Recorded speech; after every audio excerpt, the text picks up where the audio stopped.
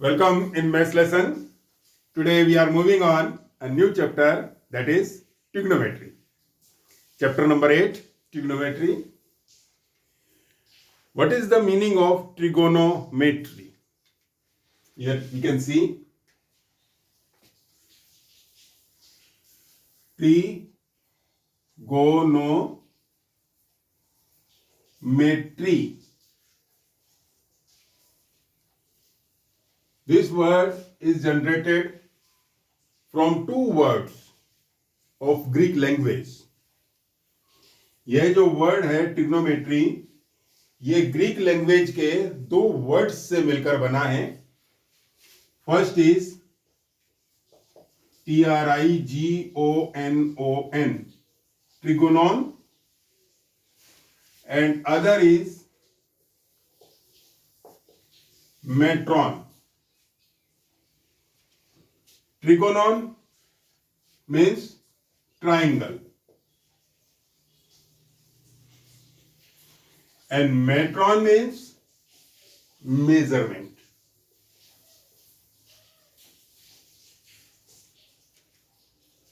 Means this is the branch of mathematics.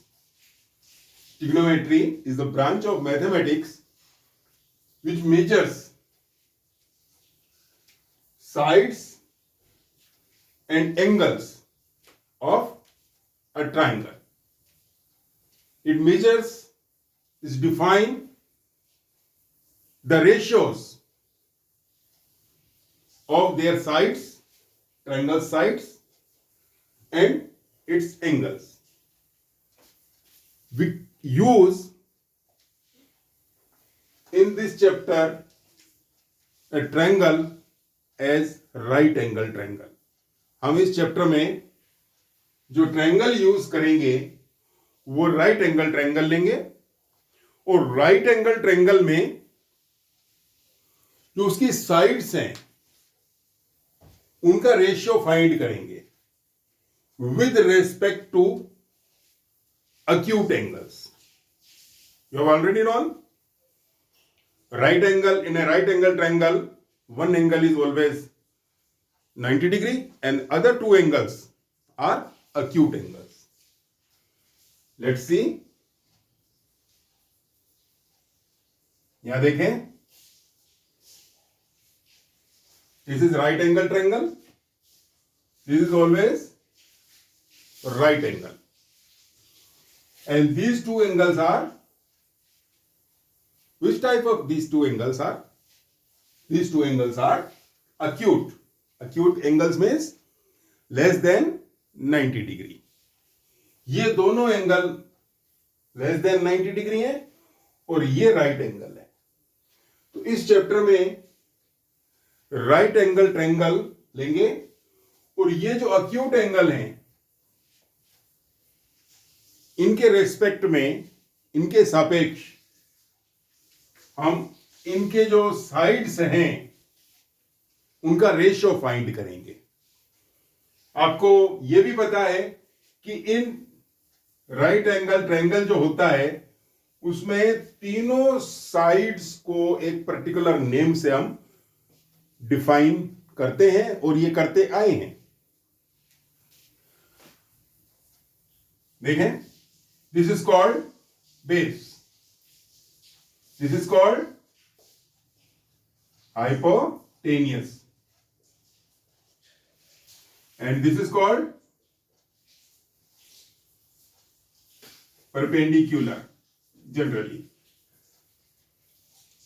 Generally हम क्या करते हैं, नीचे वाली जो साइड होती है उसको हम बेस मानते हैं, जो वर्टिकल लाइन होती है उसको परपेंडिकुलर मानते हैं और जो 90 डिग्री के अपोजिट होती है, 90 डिग्री के इन फ्रंट ऑफ होती है, सामने दिखाई देती है, उस लाइन को हम क्या कहते हैं, hypotenuse. And you know hypotenuse is the longest side. This is longest side. इस चैप्टर में आपको क्या करना है,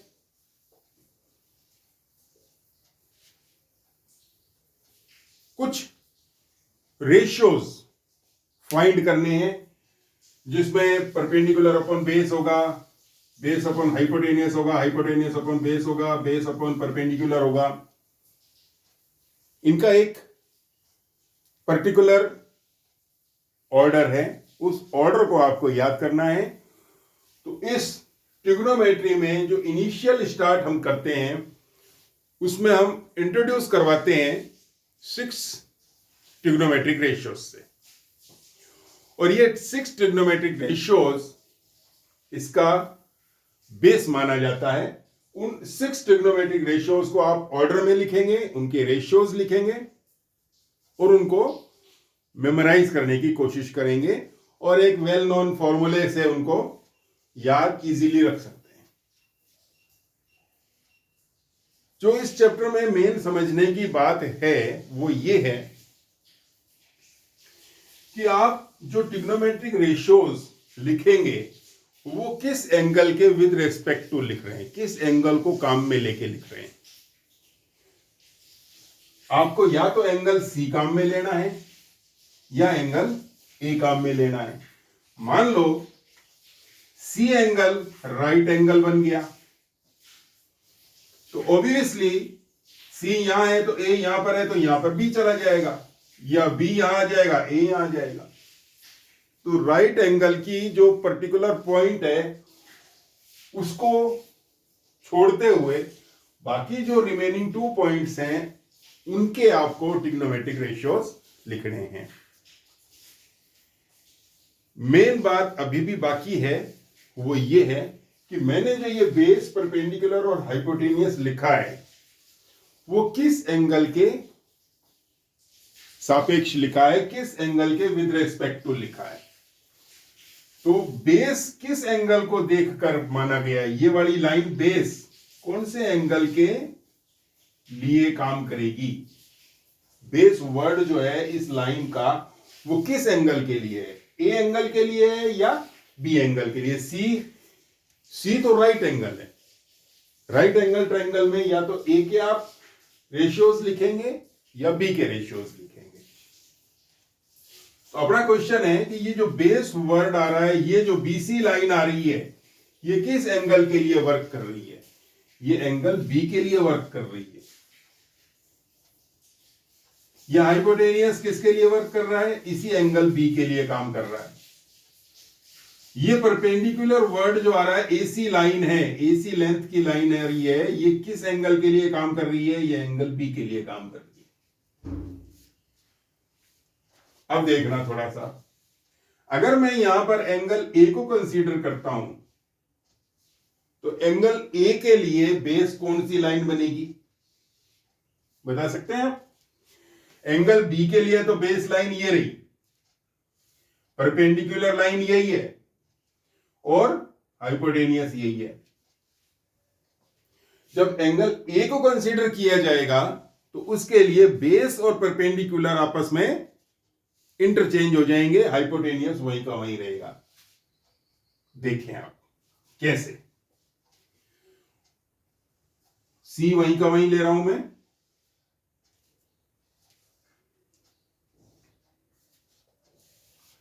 मैं ए को बेस करना चाह रहा हूं, मैं ए को यहां ले लिया और बी को यहां ले लिया।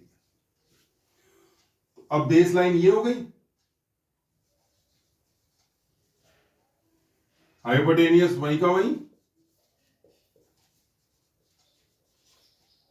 और ये लाइन कौन सी हुई, ये परपेंडिकुलर हो गई।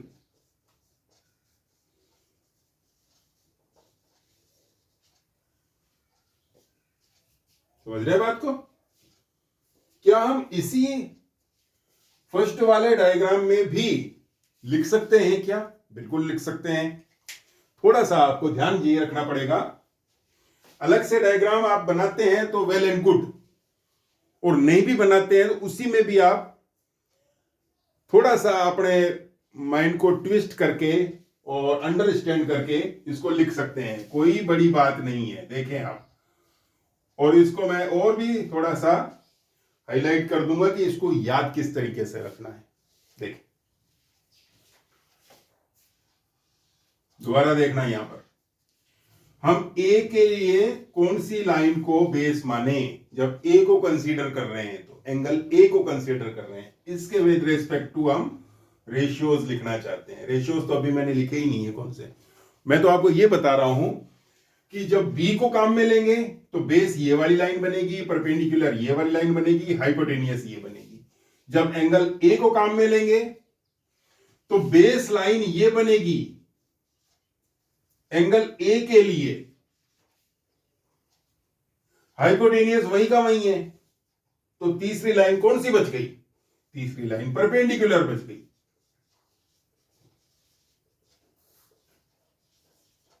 ठीक है, अब आप देखें, जब एंगल ए लिया है तो दो लाइनें आपके पास होंगी, ये दोनों लाइनें एंगल ए को बनाने वाली। जैसे आप एंगल ए को काम में ले रहे हैं तो बेस और हाइपोटेनियस वहां पर प्रेजेंट होगा, और थर्ड लाइन क्या होगी? परपेंडिकुलर होगी। जब एंगल बी को काम में ले रहे हैं, एंगल बी को काम में ले रहे हैं तो कौन सी लाइन प्रेजेंट होगी वहां पर? एंगल बी के लिए बेस और हाइपोटेनियस, ये बेस लाइन बन जाएगी एंगल बी को कंसीडर कर रहे हैं तो, बेस लाइन और हाइपोटेनियस लाइन, और ये थर्ड लाइन फिर परपेंडिकुलर बन जाएगी। और ए के लिए क्या बनेगी? ये वाली लाइन बेस लाइन, ये परपेंडिकुलर होगी और ये हाइपोटेनियस होगी। इस चैप्टर में जो 8.1 आपकी एक्सरसाइज है उसमें आपको एंगल का जो वेरिएशन है वो मिलेगा। अब मेन टॉपिक में स्टार्ट कर रहा हूं आपका ट्रिग्नोमेट्रिक रेशियोज, जिनसे इनिशियल स्टार्टिंग मानी जाती है इस चैप्टर की। ट्रिग्नोमेट्रिक रेशियोज वो कौन से हैं, वो क्या हैं, उनके नेम्स क्या हैं, उनको मेमोराइज कैसे करें? बिल्कुल सिंपल है, देखें। फर्स्ट वाला जो ट्रिग्नोमेट्रिक रेशियो आता है, first trigonometric ratios, trigonometric ratios, ये टोटल 6 हैं। 1 2 3 4 5 और 6, ये बीच में मैंने लाइन खींच दी। 3 तो है मेन रेशियोज और 3 है इनके रेसिप्रोकल। रेसिप्रोकल का मतलब जानते हो? जैसे ये ऊपर वाला न्यूमरेटर, नीचे वाला डिनोमिनेटर, तो जब रेसिप्रोकल करते हैं तो डिनोमिनेटर वाला नंबर ऊपर आ जाता है और न्यूमरेटर वाला नीचे आ जाता है। रेसिप्रोकल, जैसे हम योगा में शीर्षासन करते हैं तो सिर नीचे आ जाता है फिर ऊपर चले जाते हैं वो। तो देखिए, फर्स्ट वाला जो ट्रिग्नोमेट्रिक रेशियो है, फर्स्ट ट्रिग्नोमेट्रिक रेशियो, उसको कहते हैं साइन। ये नेम है इसका, साइन, इसको बोलते हैं साइन, SINE। इसको लिखने का तरीका फिर अलग है, इसको लिखते हैं हम साइन, लेकिन साइन अकेला नहीं लिखते हैं, फिर उसके साथ या तो एंगल ए लगाते हैं या एंगल बी लगाते हैं। एक्यूट एंगल, अगर एक्यूट एंगल सी है तो फिर सी लगाएंगे, एक्यूट एंगल पी है तो एंगल पी लगाएंगे, तो साइन पी, कोस पी, ऐसे एक्यूट एंगल के ऊपर डिपेंड करता है वो। जो भी यहां वो डिजिट आ जाएगा, जो भी लेटर होगा वो एक्यूट एंगल होगा।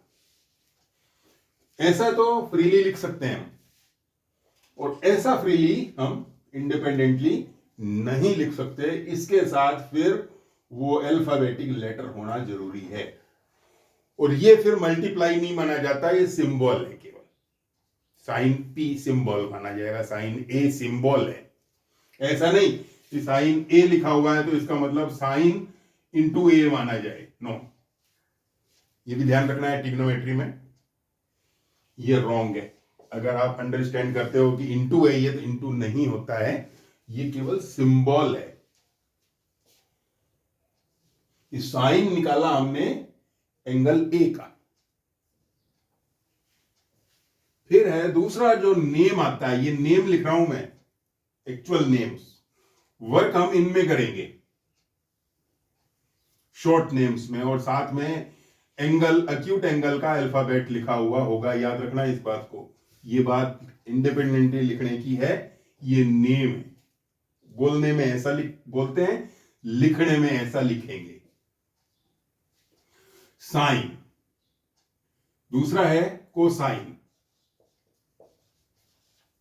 इंडिपेंडेंटली, और इसको लिखेंगे हम कोस, जैसे अल्फाबेट ले लिया कोस ए, शॉर्ट में ऐसा लिखेंगे।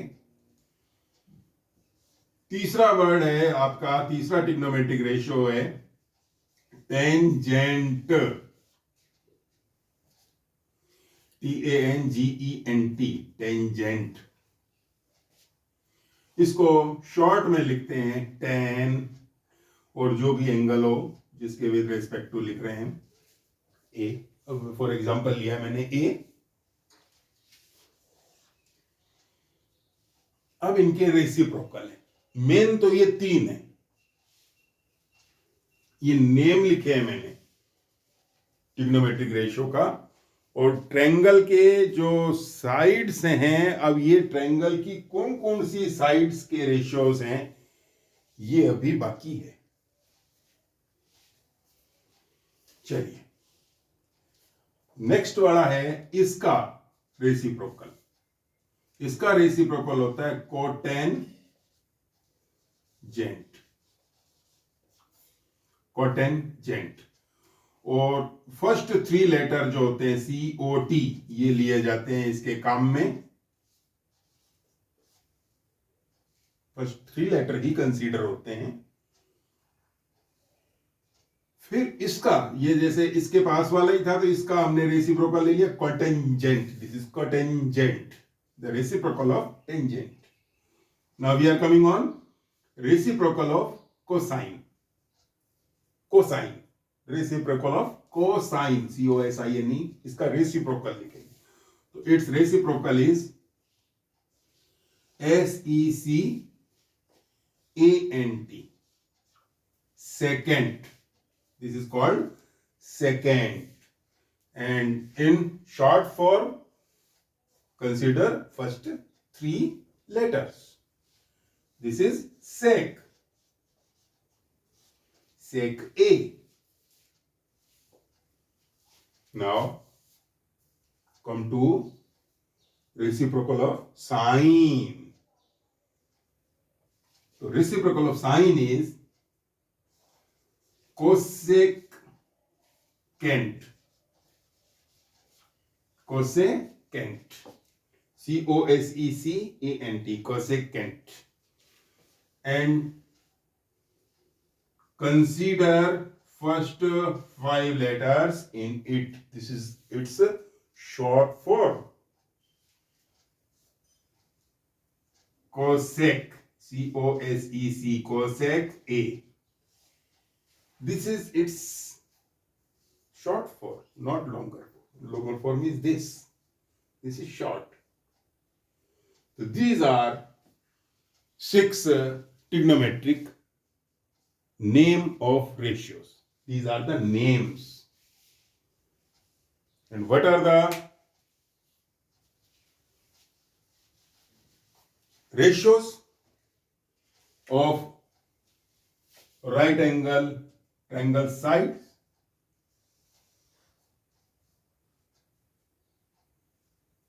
A, B, C. या चलो पहले C यहीं लिया था, तो C मैं यहीं ले रहा हूं, B यहां ले लिया। मतलब ये कि साइन जो है वो कौन सी साइड्स, दो साइड्स को रेशियो में, अपर साइड और लोअर साइड, दो ही साइड्स होंगी, मतलब अपर साइड और लोअर साइड, न्यूमरेटर डिनोमिनेटर। तो कौन सी दो साइड्स को ये रिप्रेजेंट करता है, कौन सी दो साइड्स को ये रिप्रेजेंट करता है? तो इसका एक सिंपल सा फॉर्मूला है, आपने सुना भी होगा, पंडित बद्री प्रसाद, पंडित बद्री प्रसाद, हर हर बोले। बस ये फॉर्मूला है, ये फर्स्ट थ्री को याद रखने का कि कौन कौन सी साइड्स को रिप्रेजेंट करते हैं। अब आप समझ गए कि ये हमारा है बेस, एंगल ए के लिए लिख रहे हैं ना, तो ये हमारा बेस, ये हाइपोटेनियस, ये परपेंडिकुलर। तो परपेंडिकुलर को P लिखेंगे, बेस को B लिखेंगे, और हाइपोटेनियस को क्या लिखेंगे, फर्स्ट लेटर H। तो ये P फॉर यहां परपेंडिकुलर है, H फॉर हाइपोटेनियस हो गया, B for base, H for hypotenuse, P for perpendicular और B फॉर हाइपोटेनियस। अब फर्स्ट वाला P अपॉन H है, तो इसका मतलब ये P अपॉन H साइन को रिप्रेजेंट कर रहा है। दूसरा वाला रेशियो है B अपॉन H, तो B अपॉन H कोस को रिप्रेजेंट करेगा। और third is P upon B, perpendicular upon base, this represents tan A। तो here we can see sin A for this diagram equals to P upon H. Cos A equals to B upon H. And tan A equals to P upon B. Now they are reciprocals. What is the reciprocal of sine? Reciprocal of sine is cosecant, and short form is cosec. You can write cosec A equals to H upon P. Just reverse it, H upon P. And what is the reciprocal of cos? Reciprocal of cos is secant. Okay. The secant short form is sec A equals to, change this, H in numerator and B in denominator, H upon B. And this is reciprocal of tan. Tan reciprocal of tan is cot. Cot A equals to B upon P. This is the introduction of trigonometry. Now come to some small questions.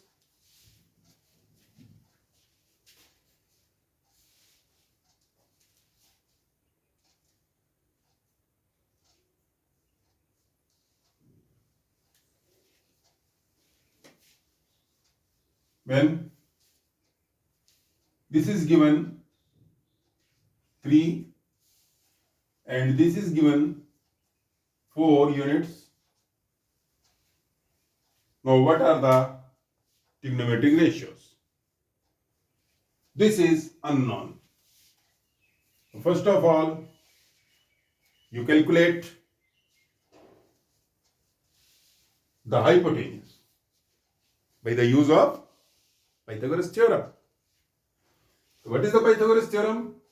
We already know. पहले से जानते हैं आप, कोई दिक्कत नहीं. What is the formula of hypotenuse? Hypotenuse square equals to b square plus p square or p square plus b square. What is the value of b? 3 square. What is the value of p? 4 square. This is 9 plus 16. This is 25. H square equals to 25. H equals to under root 25 means 5. Put here 5. Simple method. Now what is the value of sine? So sine A equals to, what is the value of sine A? Sine perpendicular upon hypotenuse.